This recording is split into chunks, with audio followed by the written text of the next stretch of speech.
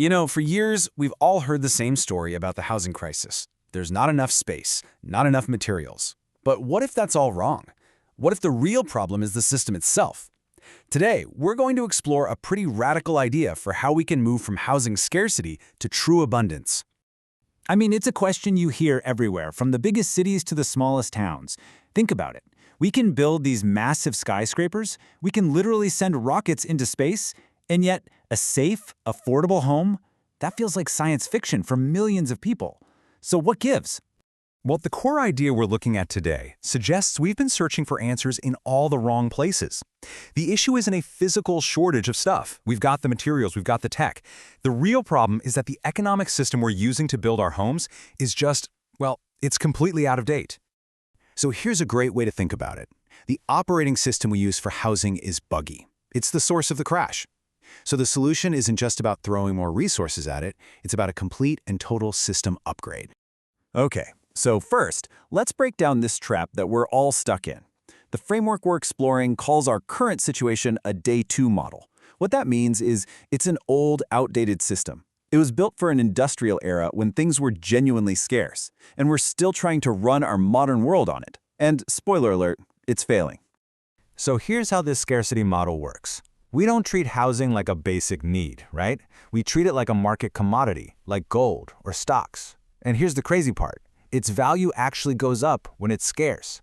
You combine that with how slow and expensive it is to build anything, and boom, you've got the perfect recipe for speculative bubbles. The whole system is designed to accumulate wealth, not to provide homes. And at its core, this is a philosophical choice we've made. We treat housing like a luxury good, something you have to earn, not a basic utility that you should just be able to access. It's the difference between a yacht and a water tap. And right now, housing is definitely a yacht. But what if we could just completely flip that script? This is where it gets really exciting. The technology to build a totally new system, it's already here. This is what the framework calls a Day 3 civilization, one defined not by scarcity anymore, but by technological abundance. And these are the game changers. You've got automation and robotics that get rid of all that slow, expensive manual labor. Seriously, think of an assembly line, but for entire buildings. Then you have additive manufacturing, 3D printing, which lets us build really complex structures super fast, with almost zero waste. You've got modular units, basically high-tech Lego blocks, built in a factory with perfect precision and then snapped together on-site in no time. And running all of this is AI, optimizing every single design for efficiency. And to top it off, circular systems make sure that materials get reused forever instead of ending up in a landfill. It's the whole shebang. The contrast is just night and day. We're shifting from this slow, unpredictable, almost craft-based process to something that's precise, scalable, and industrial. This isn't just a small step up, it's a complete revolution in how we build. And this is the key economic shift. For really the first time in human history, we have the technology to break the chains that tie the cost of housing to the high price of manual labor and raw materials. We can finally decouple them. So with all this new technological power, we can do way more than just build cheaper houses. We can completely change the role that housing plays in our society. So here's what that new paradigm looks like in practice. Instead of access being based on how much money you make, it becomes a fundamental right. The main goal isn't making a return on an investment anymore, it's just providing shelter. The whole logic of the system flips from competition to provision. We stop bidding against each other and start making sure everyone has a place. And this all fits into a bigger concept called the utility economy. Basically, it's a system where the essentials, we're talking energy, food, and yes, housing, are all treated like public utilities.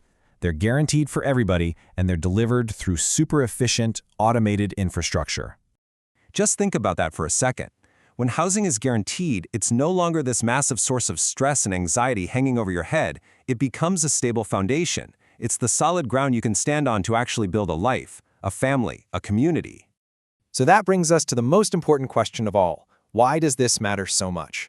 What kind of society does universal shelter actually create?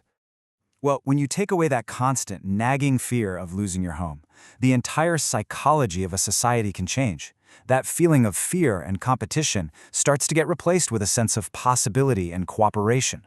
Your goal isn't just about surviving day to day anymore. It's about actually flourishing. I love this quote because it captures that shift so perfectly. When your basic needs are met, your purpose is liberated. You're no longer defined by the job you have to do just to keep a roof over your head. Just imagine all the immense human potential that's currently locked up by survival anxiety. What could we create? What massive problems could we solve if all that energy were freed up for creativity, for building communities, for taking care of each other and our planet? Because in the end, universal shelter isn't really about buildings. It's about building a stable foundation for a better civilization, one that's more creative, more intelligent, and more humane. So I'll leave you with a final question to think about. If you never had to worry about having a roof over your head ever again, what would you contribute to the world? The answer to that question? Well, that's the promise of an abundant world. Thanks for joining this explainer.